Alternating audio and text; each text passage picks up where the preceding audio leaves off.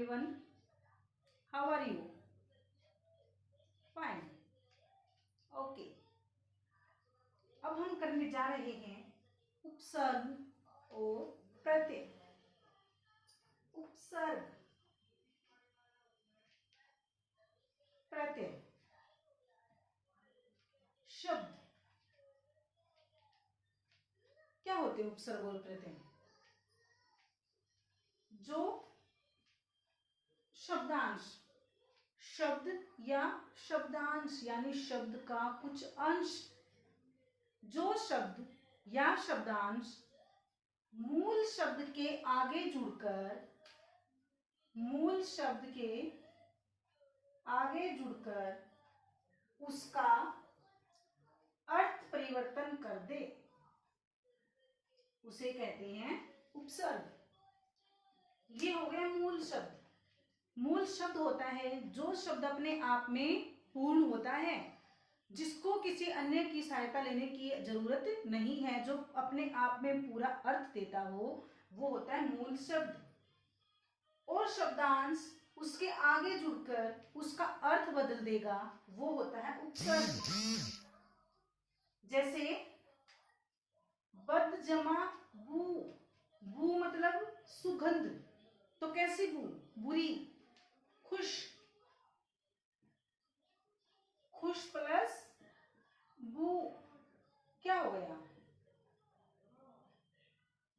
खुश बू।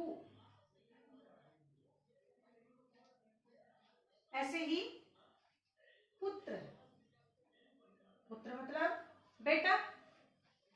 यदि हम इसके आगे शब्दांश जोड़ेंगे सु, तो क्या बना? सुपुत्र यानी अच्छा पुत्र। तो ये हो गया उपसर्ग। जो मूल शब्द या शब्दांश, जो शब्द या शब्दांश मूल शब्द के आगे जुड़कर उनका अर्थ बदल दे, उसे उपसर्ग कहते हैं। उपसर्ग होते हैं 5 प्रकार के।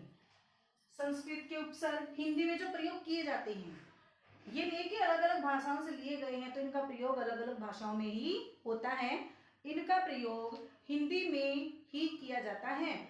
अलग अलग प्रकार की भाषाओं से लिए गए हैं ये उपसर्ग, यानी ये शब्दांश, और इनका प्रयोग हिंदी में किया जाता है।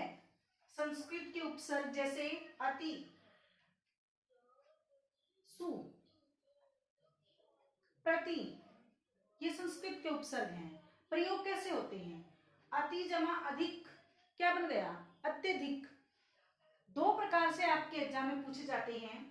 अति जमा अधिक जैसे जोड़कर लिखना होता है, या अति शब्द से 2 शब्द बनाएं, अलग अलग 2 शब्द बनाओ, या अत्यधिक शब्द है, इसमें से उपसर्ग और मूल शब्द अलग कीजिए। इन 2 तरीकों से आपके परीक्षा में पूछे जाते हैं। हिंदी उपसर्ग उन जमा 30, उन का मतलब होता है कम होना, कम, और 30 से 1 कम, तो क्या बन गया? 29। अरबी, फारसी और उर्दू के उपसर्ग लाजवाब, जवाब मूल शब्द है और ला क्या है? अरबी, फारसी और उर्दू का उपसर्ग, तो लाजवाब बन गया। ऐसे ही अंग्रेजी के उपसर्ग, जो शब्द अंग्रेजी के डिप्टी, सब, उनके आगे और शब्द जोड़ देते हैं हम, वो बन जाते हैं। उनमें कोई परिवर्तन विशेष नहीं होता है, सिर्फ वो शब्दांश उनके आगे जुड़ जाता है। सब इंस्पेक्टर, सब जज, डिप्टी सुपरवाइजर, डिप्टी कमिश्नर, ये सब अंग्रेजी के उपसर्ग हैं। संस्कृत के अव्यय, अव्यय यानी उपसर्ग का ही काम करते हैं, जैसे कु, बुरा, और पुत्र के आगे कु लगा दिए तो क्या हो गया? कुपुत्र यानी बुरा पुत्र। तो इस प्रकार से पेपर में ये पूछे जाते हैं। विग्रह करना भी पूछ लिया जाता है, और मूल शब्द या शब्दांश से 2 शब्द बनाने भी पूछे जा सकते हैं। प्रत्यय, उपसर्ग तो लगते हैं मूल शब्द के आगे और प्रत्यय लगते हैं मूल शब्द के पीछे। जो शब्द या शब्दांश मूल शब्द के पीछे जुड़कर उसका अर्थ परिवर्तन कर देता है उसे प्रत्यय कहते हैं। दो प्रकार के प्रत्यय होते हैं, कृत प्रत्यय और तद्धित प्रत्यय।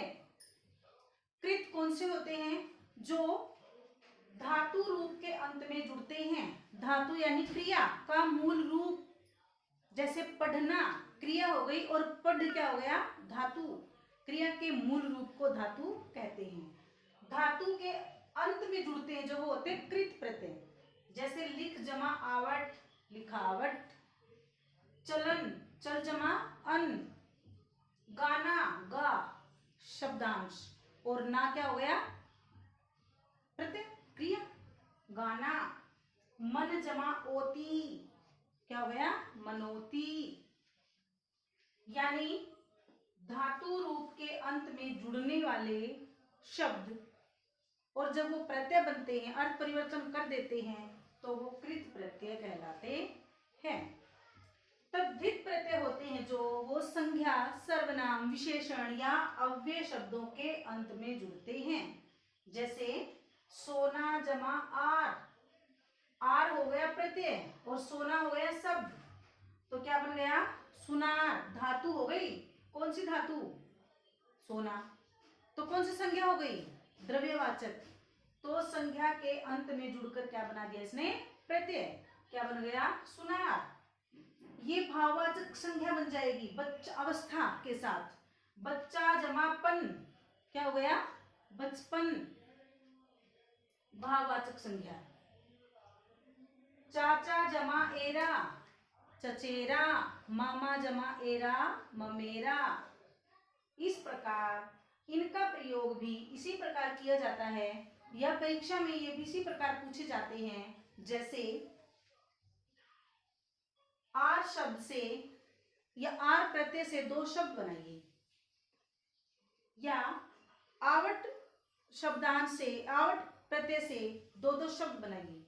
तो इस प्रकार बनाने होते हैं। या बचपन को अलग कीजिए, तो बचपन आधे क्या करेंगे? बच और पन निकाल देंगे, लेकिन किससे बनता है बचपन? बच्चा जमा पन।